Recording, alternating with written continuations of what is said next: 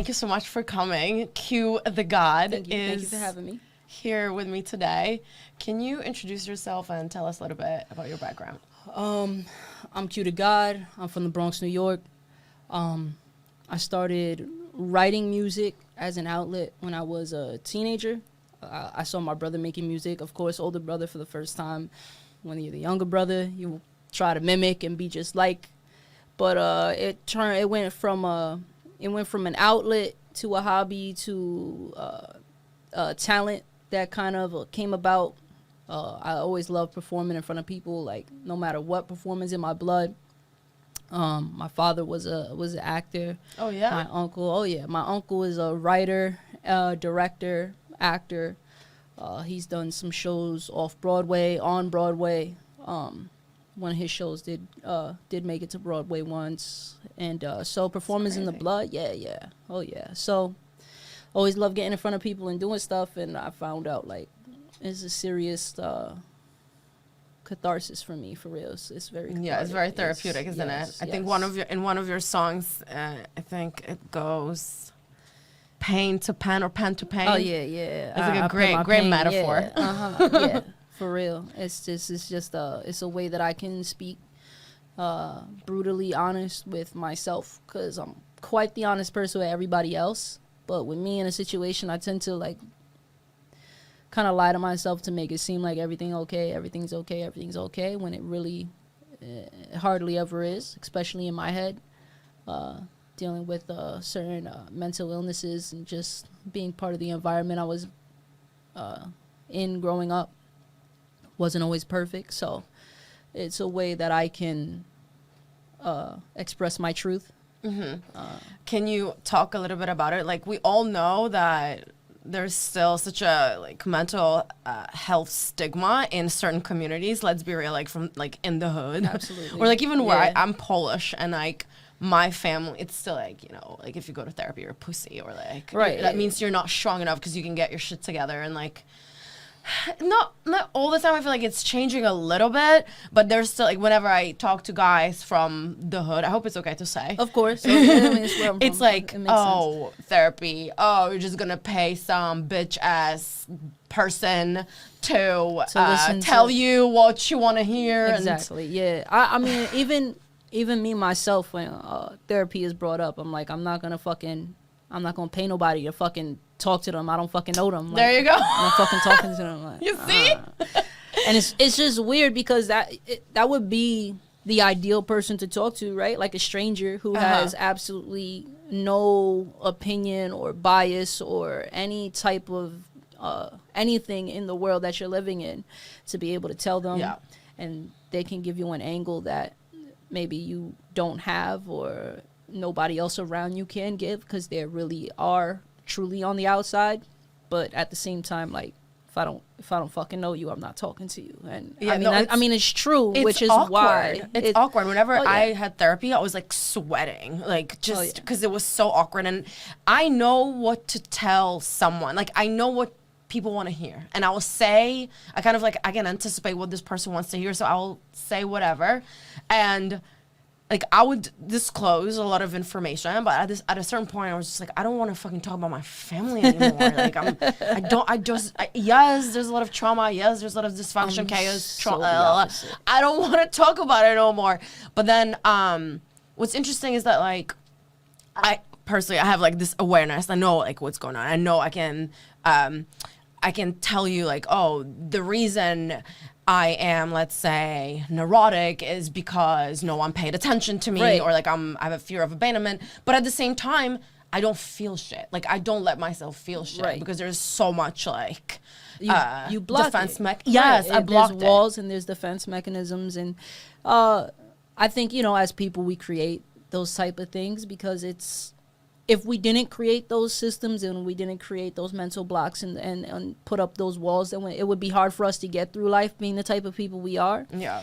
But at the same time, like, survival. To go too far with it is also what eventually holds people like myself back, holds us down, and keeps us from truly reaching our potential. And that's how you numb, right? The same fucking way in therapy. Like, if I know you want to hear a certain something, I'm different. I'm not going to tell you what you want to hear. I'm not going to say shit at all. Like, my mom tried therapy with me when I was young. She took me. Yeah.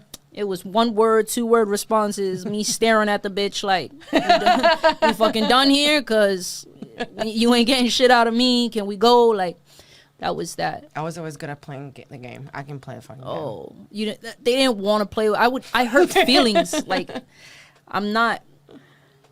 I hurt feelings. Like, I'll make the person go insane. Like, I'll make the therapist need therapy, type of shit. So, yeah. So, yo, this conversation went deep right away. Yeah, no. We went deep. So that's why music was so good. Because I don't got to talk to nobody. I'm in there alone. Like, the booth is just me. It's a microphone. I get to hear myself back. A lot of stuff that people hear is freestyled and in the moment and happened on the spot. So a lot of it is things I wasn't even aware I was gonna say, or I would say something about a topic that I didn't exactly know that's how I felt, but when I heard myself say it, it kind of made sense, and it unlocks certain doors, it unlocks certain things for me to continue to survive and become a different person. It's progress. It's progress, not perfection, right? Right. Right. No, I think also artists are privileged in a way, even though you experience live very intensely, you have that outlet that certain people don't. Like, I'm a writer, so I consider myself an artist too. I feel like you experience like joy more intensely and then sadness way more intensely than regular normal people. Right. But at least you have that outlet. Right. And that's kind of beautiful. Yeah. I appreciate the way I am. I love the way I am. Good for you. Honestly. Super cocky about it. Good, as you should be. I mean, I know my brain is wired different than most people. Like, the way I think, the way I solve problems, the way I go about finding solutions has always been different than literally everybody, like, around me and stuff. So I think it's cool, and I also can't picture myself being like other people. That would be so fucking boring and so dull and so, like, mind-numbingly just... You mean like a regular person living a night, like working 9 to 5? Can't do it. I know, me neither. Like, being okay with it. I can't, like, I can do it, but I'm not okay with it, and I'm definitely not comfortable with it. Like, the moment I clock in, I'm bashing my head on the wall waiting to go home. Like, I can't understand how people just do that. Absolutely not. When I was younger, my dream was to be like I knew I was smart already, and like that was also like, it's a blessing and a curse. But I always had this like fantasy, like how wonderful my life would be if I just go out after work and like just go drink and then like cook dinner for my man and then go back to work and then like party. What a great life! Like, I like just regular job that I enjoy doing, and then I can just like not think about it and watch TV and smoke weed and have a great life. Right. I just can't. Exactly. I'm never like I would stop. feel like when my life becomes repetitive, it starts to feel like I'm on autopilot, and then that's when my brain gets like self-destructive, because I feel like life is too fucking boring, like doing the same thing every day over and over and over and over, and like my brain is just like, oh well, I'm gonna throw a fucking monkey in a wrench and just and fuck shit up. Yeah, but that goes back to the mental health issues, because for me, I can only speak for myself, of course, is that when I'm like very discontent, I will look for outlets, right? Or like I will try to fuck shit up. And this is where, drugs or like alcohol came. Right. Like, I don't, as you know, I've been sober for like 6 years. Right. Weed. I have not been sober that long. But 6 years, but I just started smoking weed recently, like a few months ago. But I'm still like not drinking, not doing hard drugs. I mean, I don't consider like smoking weed like doing drugs. Me neither. Like that has always been like my medicine. Like it's been like a medicine. It is medicinal. Very. If you can't handle it, I guess some people. Like, I don't know. I've never met anybody that like can't handle it though. Because it's like you get high and you're not high an hour later. right. And like I know people who are very doesn't highly hurt functioning like CEOs and they just smoke weed all day, every day. And some people could just smoke it to go to sleep, or like it's totally different. Right. I've never seen it as something that hurts me. I've never smoked weed and anything like bad happened to me, like ever. Like the worst thing that happened is I take a nap. Oh no. Very dangerous. Yes. Oh no. Not a nap. But yeah, no, that's so true. And like for me, because my brain always goes so fast, like the reason I did drugs back in the day and I did self-medicate with alcohol was because I wasn't aware of my mental health issues. I was diagnosed with being, I never spoke about it publicly, but I am going to right now. I was diagnosed with being bipolar 2. Okay. And like mild depression. I had no idea. But like the reason I was drinking so much in my 20s is because I was self-medicating. I couldn't like figure out like my mood swings. Right. And you never had an outlet when you were younger to even discover that's what was wrong with you, because like you said, in our communities, mental health is not. Yeah, there's no such thing as ADD growing up. Nobody talked about that. Exactly. And thank you for being, open enough to share that now. Yeah. That in itself takes bravery and comfortability. So thank you for sharing that. Thank you for thanking me. Of course.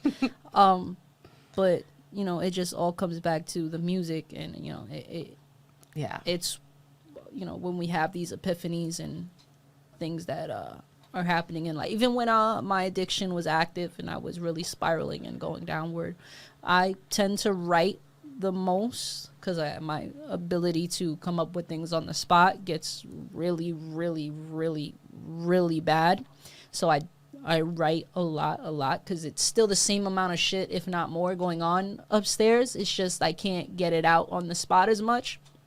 So I do write more when my addiction is active. When you're high, I mean? Yeah, when I'm using constantly. Then you're more creative? I write more. I want to say more creative. You write more? Wow, I would say I write more. And when I'm not using, I write less, but I can create more if I'm in that environment. Do you want to share what drugs you were using? I'm pretty open. Percocets in my music. Pills was something I started taking when I was super, super young. I think on my 14th birthday was the first time. Wow. I was in school. I didn't even, obviously I knew what they were. Drinking. I'm not drinking like every day, but not every day. I've had drinking was something I did before 14, absolutely. But as far as like narcotics, for my birthday, one of my friends has stolen it from his parents, brung it to school and was like, yo, bro, we popping this. It's your birthday. We gonna get lit in school. And then I knew from like the moment I popped it, because it was almost like I went invisible. Like I stopped being this hyperactive, all over the place, everybody, all eyes on me kid, to I was able to like blend into the crowd when I took it. Or so you thought. Or so I thought. But then it's like I knew immediately, like, oh, this is for me, right?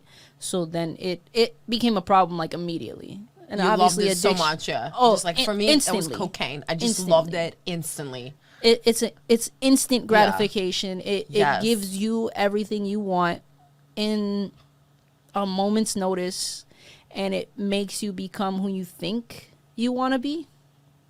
It amplifies that, right? Yes. Yeah. Every quality that you think is positive, everything that you wish you were, it gives that to you when you're like, oh man, I have to keep taking this. But what you don't know is that at a certain point, all of that goes away, and it's just the bad stuff. Like it doesn't give you the positives. And you chase the same high that you got the first time, and you can never get the same high, right? Nothing. It never goes back. And it's never like the first time, ever, ever, ever. And so I was trying to disappear and be normal forever. Why do you think that is? Like, do you want to talk about like what you're? Because I was always had high. I was always the special. I always did things very well, especially from a young age. Like anything, like literally anything, I always excelled. Anything I get my hands on, anything I did, I excelled at it. Like literally anything, whether it was sports. I literally started shooting jump shots when I was 2 years old. Like, that's crazy. I was able to pick the ball up and throw it in before I was able to stand. Like, there's literally videos of my dad having to just hold me up and me just fucking throwing the fucking ball in the hoop before I can even walk. Baseball, I was 4 years old playing with all of the 9 and 10-year-olds because playing with the 4-year-olds was like fucking not fair at all. Like, not fair. I never hit a T-ball. I don't know what. I couldn't fathom hitting a T-ball, standing there and hitting something that wasn't moving. If the 10-year-olds and if the 9-year-olds and 10-year-olds can't keep up with me, putting me with the 4-year-olds would have been fucking terrible for them. Like, football, even in video games, I traveled the fucking United States playing video games. Yeah, we talked about it briefly when we had coffee that time. Yeah, we did. Oh my we God. Did. Yeah. That's crazy. And why didn't you become a professional video? Semi-pro. I was a oh, wow. Semi-pro, yeah. Semi-pro. I never was able to get other people around me that excelled at it as much as I did. And when I did, it was very short-lived. It was very short-lived. I had an attitude problem, which was because of the drugs. I was the leader, but it's very hard to follow somebody who's just upset that you just did something wrong. And when you're leading in a team-based environment, when you're a toxic leader, it's hard to keep that level of talent around you. Yeah, and keep a good team. Because you're not special. There's other people around the world who are doing what you're doing. Like, so they're just going to go play with them and not get yelled at and not get called a fucking dumbass every 5 minutes or every time they do something wrong. So that's why it was very short-lived.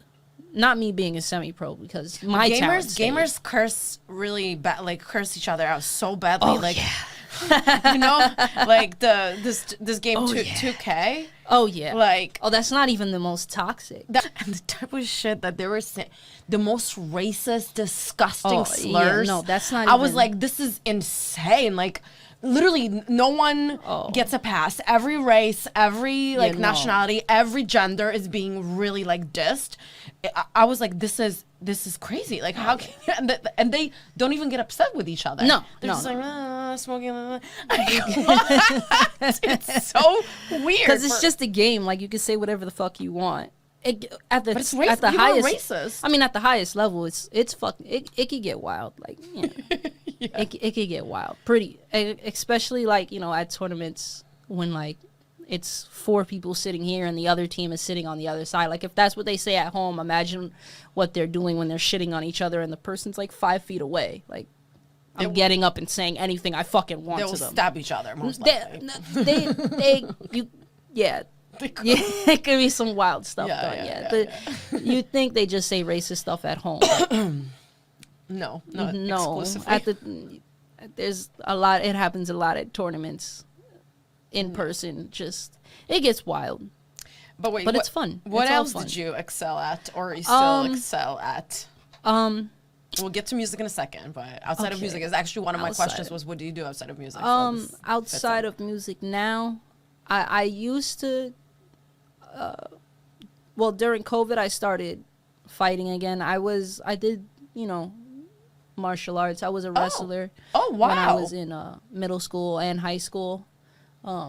Stopped wrestling again because of the drugs, but I got recruited to Eagle Academy, which in the Bronx, they've bred a lot of city champions and state champions. Wow, congratulations. Even Olympians. Wow. Like, Nathaniel Rose, national champion. I was insane one time. We had beef in school one time, and I was he's literally like 200 pounds bigger than me, and I was like, yeah, I was insane. But yeah, so pretty much literally everything. So that's why I had, growing up dealing with that kind of pressure. That's why, one, I self-medicated, and 2, I just had I fell in love with the idea of wanting to like just be normal. Like, you know. Also, even academically, like I never went to class, but passed all of my tests. Seriously? Yeah. Wow. Yeah, I just recently got my GED actually because of that.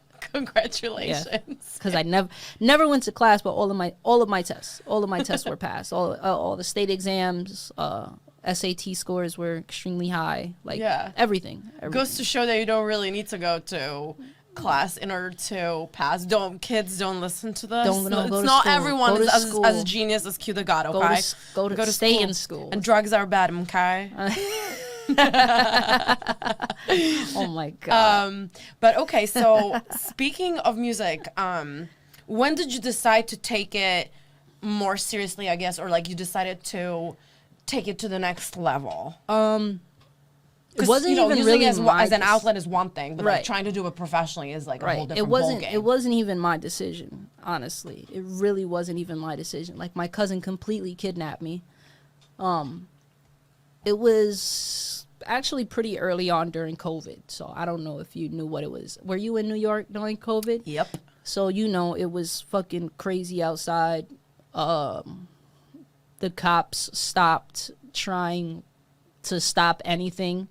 And gatherings, territories really, lines really got drawn. I don't know. I don't know a single like block that wasn't at war with somebody. Or you someone. talking about the riots? Or are you talking about like the whole pandemic? Even just my hood. There was the hood was really divided. Yeah. There was a lot of problems, violence. Yeah. A lot of everything going on. I lost a lot of friends. I was in a lot of dangerous situations. Wow. What was the most dangerous situation? I mean, shootouts. A lot of shootouts. In the Bronx? A lot of shootouts. Honestly, the Bronx, I think, is the worst borough in terms of crime, isn't it? They say that like some parts of Brooklyn, but like I'm from Brooklyn. Like it never felt as bad as. It's just because the Bronx doesn't get any help. Like the Brooklyn is closer to Manhattan, and so there's more of a police presence in Brooklyn than there is the Bronx. And then you have the type of police that there are, especially in the Bronx. They're not there to help very much. Not saying that there aren't good cops, but police in general are not good. Like, they don't help. So it was just really crazy, and I was in the middle of a lot of it. And so my cousin, who I don't even know why, like, it was really random, because it's not like a cousin that I talked to every day growing up, or that I was really all that close to, like super, super close my whole life or anything. Like, none of that. It was my cousin that I seen, a good amount growing up, but nothing too crazy. Our age differences was always brought a bigger barrier and stuff. So we never knew each other like that. He had heard my music from, I don't even know, from like high school and stuff like that. And he always wanted to help me, do my music thing. He called me out of nowhere during COVID, and I was literally just outside. Like, I was just outside chilling, smoking, doing my thing, surrounded by all my friends, and we was just up to no good, just chilling. And the motherfucker just came, swung by in his whip, was like, "Yo, cousin." I was like, "What the fuck?" Like, hey, cousin. Yeah, because like he called me, he was like, "Oh, I'm gonna go pick you up," but like, I'm not thinking he's not coming. Like, in my mind, I'm like, this nigga is not coming to pick me up, bro. Like, I don't know him like that. This nigga's not coming to pick me up. And this nigga swings in front of the building like, "Yo, cousin, yo," and I'm like, the fuck is this nigga doing, bro? Makes me literally forces me in the car and was just like, "All right, we going to the studio." And that was that. We went to the studio. Just took you to the studio, like, just like that. Yeah, the motherfucker kidnapped me and took me to the studio. Like, good. Like, for real. Whatever your cousin's name is, thank you so much, sir, for providing the world with this talent. It's thanks to you, cousin. For real. No, and it's funny you say cousin like that, because when we started, he was there when we just started. He took me on tour. Like, he drove me. He drove me to different states. He drove me to... Really? Yeah. He drove me to, like, Jersey, Atlantic City, Maryland and Pennsylvania and to do shows, and Philly and yeah. Wow, so that's he really or he drove me to my first. I did my first like 5 or 6 city tour with him. That's amazing. And literally like the thing with me cousin. is for real. The thing with me is when you put me in front of people, that there's like this gravitational effect for some people, like. I guess because a lot of people, even where I'm from, there's not a lot of genuine, honest, just people who are really just what you see is what you get type of people. And so when I was out on tour, when me and him are the same like that, we not going to sugarcoat nothing. What you see is what you get. Mm-hmm. Not like, we're cool. If something were to happen, that's different. But everything, like everybody good. It's all peace here. It's all love here. Like, it's all about the music here. Mm-hmm. Like we focused on what we doing. So people just gravitated towards that. And everybody everywhere we went running around was like, yo, cousin, to my fucking cousin. Like, it wasn't their cousin, bro. Like, that's mine. That's what people say, yo, cuz, right? No, they were calling him cousin because everywhere we go, like, we call each other cousin. We don't call each other by our names. So every time I was like, yo, cousin, niggas would walk around like, yo, where's cousin? Like, you talking about my fucking cousin or your cousin? Like, what you mean? They were just calling him cousin, and like, I don't know. Just things really went somewhere with that first tour. One, I got to see that people actually like really, really, really wanted to hear my music. 1 and 2, if you put me in front of a crowd, like I could really make them mind like that. Like, it's like a superpower, and it's cool because you're very magnetic. I saw you perform. You're very charismatic, and you just, you're super open and friendly, like IRL, like outside of performing, but like when you're on the stage, it's like a different. Also, thank you, and I think it's just because I love the crowd. Like, it's a give and take type of thing. The more energy they give me, the more energy I give them, and I really do love doing what I do. Like, it really is.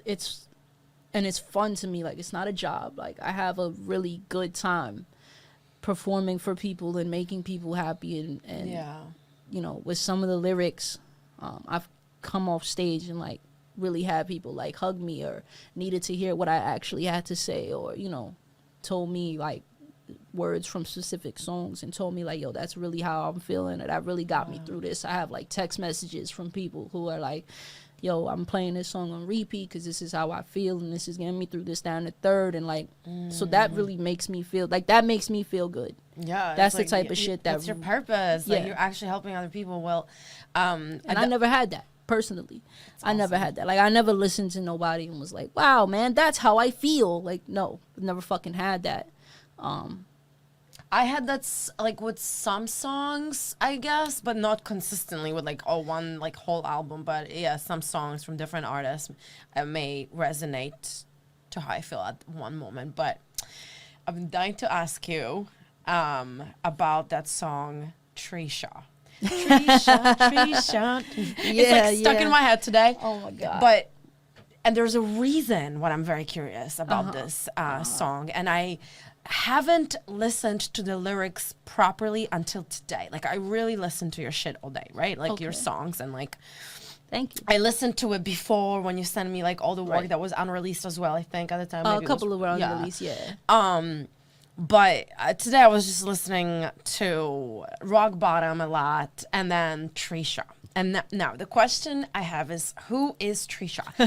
I started writing a new novel, by the way, and there was a character, and I had this epiphany. I was a little high, falling asleep. I had this like crazy epiphany about the main character, whom I want to portray as this like femme fatale. Okay. Right? A woman who was like, they call it men's eater. It's like such a like random weird phrase, but it's like, when I was listening to Trisha, I was like, bingo, that's the character. It's this bitch that like takes advantage of guys, and she's like, I don't know, cold, but like people really fall in love with her.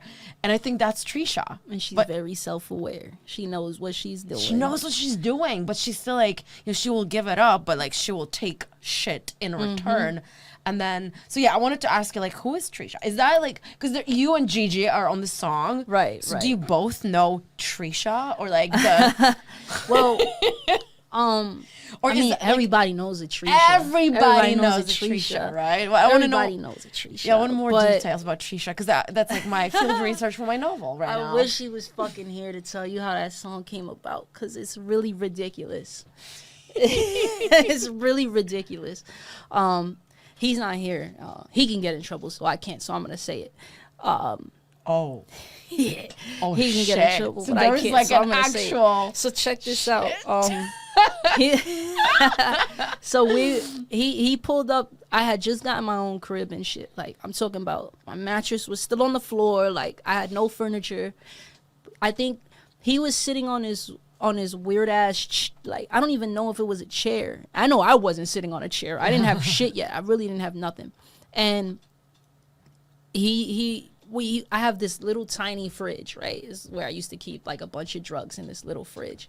And he was like, "Yo, my drugs nigga, in a fridge? Why? it's a little fridge." But is it It's like a better little for the fridge. drugs to No, like I don't. preserve No, them? it's just nobody ever looks in there.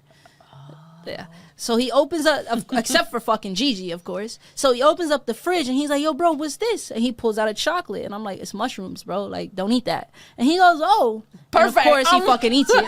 Right. Of course. Right. Of course, he fucking eats it. Not like 15, 20 minutes later, he's like, "Yo, bro, let's write some songs. Let's write some songs." Like, "Yo, bro, that's the shrooms talking. You don't actually want to write songs." Immediately, he just throws on some beats. And I don't know what the fuck he was like. Obviously, we were high. Like, we were both just high as a kite. Fucking shrooms were involved, just everything. And so I'm sitting there like just out of my mind. He's sitting there completely shroomed up. The beat's going, and he just starts going, "Trisha, Trisha, Trisha," and then I'm in the back, "Trisha, Trisha, Trisha, and Trisha." So we created the whole, and that's the whole like hook of this song. That's it. Yeah, it's so catchy though. And shrooms. Wow. All of it was just created on shrooms, and then yeah. Thank the shrooms. But So- you know a person. Do you know a person named Trisha? Or Well, does the whole Gigi time know a we're person creating named this Trisha? fucking song, his girlfriend, he just like ditched his girlfriend downstairs, by the way. He didn't bring her in. She was waiting downstairs? Yeah, she was waiting downstairs. For how long? He was in Gigi, my you're an fucking- asshole. He was in my crib for like an hour and a half, 2 hours maybe. And she was still downstairs? I don't know. Gigi, we'll have a chat about this. But yeah, later. so then he starts writing the verse, and in my mind I start thinking of, like this one girl, and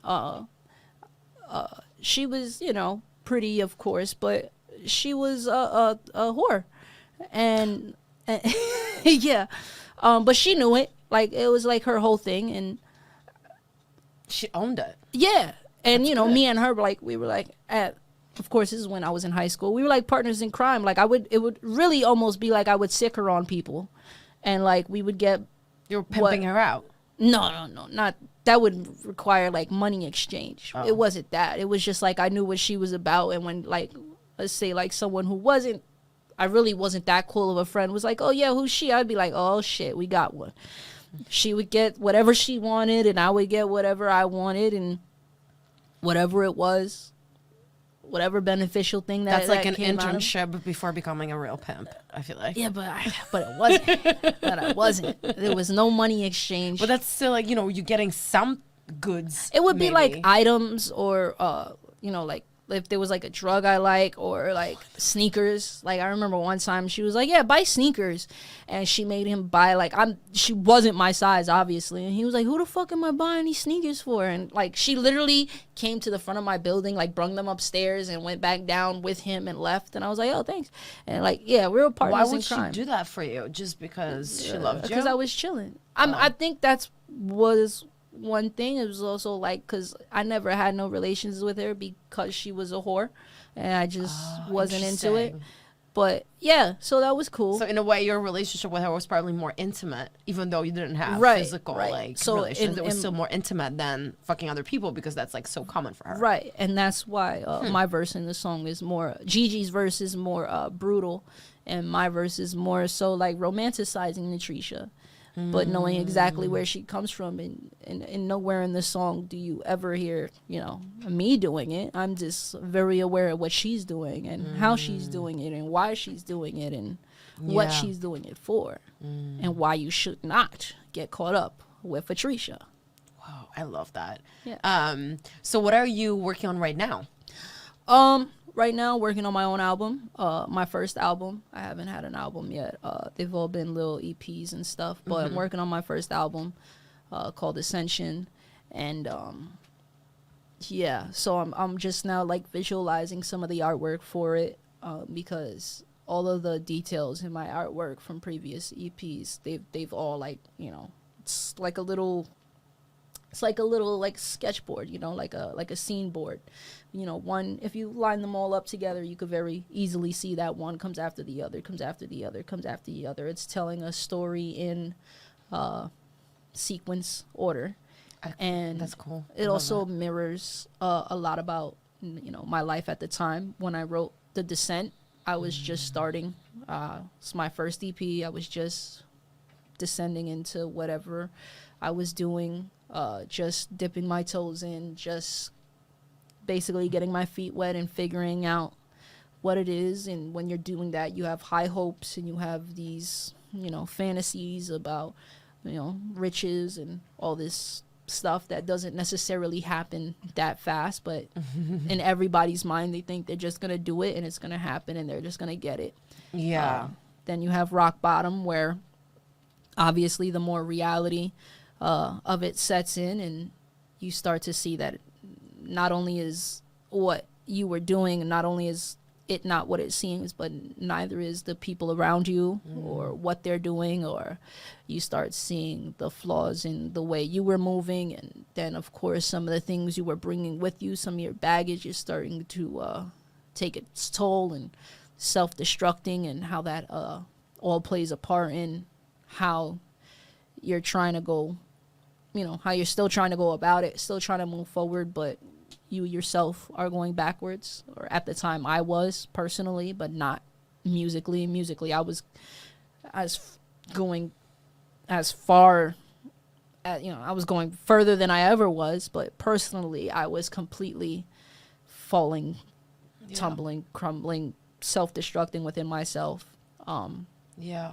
And then Before I Climb, which was the 3-pack, comes after Rock Bottom, because, you know, I started to personally come together with what I was doing with my career choice. You know, I had to understand some choices, come to grips with some of the things I was doing, and you either fix them and move forward, or you don't fix them and you stay stuck where you are. And there's only so much, you can only go so far when you yourself are just toxic energy, and you've become this sick person, which is what I was. I was very sick.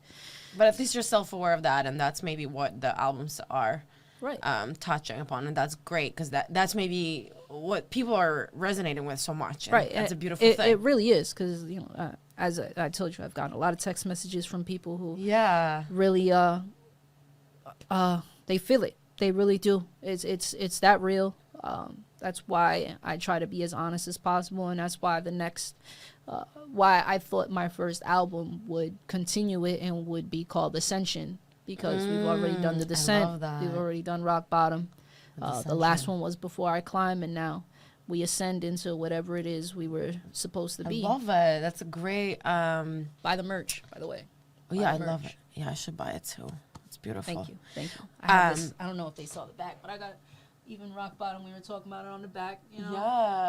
Yeah, this is Everything. Great. So let me ask you, this is one of my last question. No, I've got 2 more. So what would you advise to all those people who are struggling and who are really looking up to you and listening to your music, and addiction struggle, the love, heartache, all that shit? I know it sounds like a cliche, but it's a cliche because it's true. Everything gets better. Everything gets better eventually. You really do just have to stick it through. I used to be completely upset at myself for all of my addiction issues, but now I've come to grips with it. I understand that, you know, I know it was wrong and it wasn't the right way to get through it. But at the same time, if I didn't use drugs, if I didn't pop those pills, sniff those powders, I probably wouldn't be here, because it was a way to get through it. So, you know, at the same time, it was a curse. It's also a gift, because I'm still standing. I did make it Thank through God. it. Yeah. And, you know, sometimes shit happens. For sure. So it does get better. does And as get far better. as heartache, fuck it, bro. Move on to the next. It's tough, because to me, this is like the last point I'll make, is that like love can be a drug too. It's like, it's so intoxicating, and like you literally like go through hormonal changes, and you get like it's like Oxycontin in your brain. Like I can't remember which like hormone is released. Dopamine. But also and endorphins and serotonin. Exactly. Thank you. So yeah, it's like, it's hard. Go It's work hard. out instead. For real. Absolutely. Eat chocolate. But for real, it's really just like, I know you didn't, like, when I was going through heartbreak, what really like did it for me is like, be aware of what you're feeling, and just like go out there and like find yourself, like lose yourself within yourself, you know, because to be with somebody is to become somebody. Like, you know, when you're somebody else's significant other, it's a lot of teamwork. You have to go 50-50. It has to, when you're not with that person, you can be as selfish as you want to be, because it's not being selfish anymore. But when you do find that person, nothing's more beautiful than when you find that person where like you don't have to change anything about yourself to be with that person. Like, for sure. It's the most beautiful thing. It's what everybody's looking for, obviously. Nobody on this earth can say they don't love, like, especially if they've felt it before. It's scary. It's but that's why it's beautiful. Yeah. If it wasn't so beautiful, it wouldn't be so horrifying. Yes, exactly. All right, cue the god. Last question. What's my name? Dutchess. What do you mean? Thank you. That's the last question I always ask people. I know it's so corny. Why? But it's like people will be laughing at me, but I'm like, what's my name? Dutchess? Like Snoop Dogg does this. And I was like, I want to do it too.